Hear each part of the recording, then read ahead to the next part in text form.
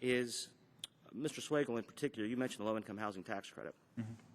As a Republican, I would argue, if you look at all the housing policy that the federal government does, and unfortunately Mr. Camp doesn't have jurisdiction over all of it, we only have jurisdiction over some of it, whether it's at HUD, whether it's Section 8 housing, very familiar with both programs, or whether it's a low-income housing tax credit.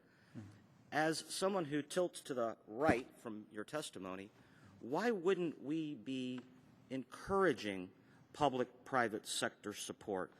Maybe the amount's wrong, maybe the subsidy's wrong, but isn't it a good thing to get the public and private sector working together, which is exactly what the low-income housing tax credit does?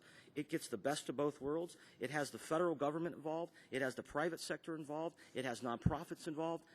And in my community, I got to tell you, if you and I went to tour housing for low-income people in my community in Central Ohio, and you looked at HUD property, and you looked at Section 8 property, and you looked at low-income housing tax credit property, there's no comparison in terms of what is the best managed, the best utilized, the best housing for low-income individuals.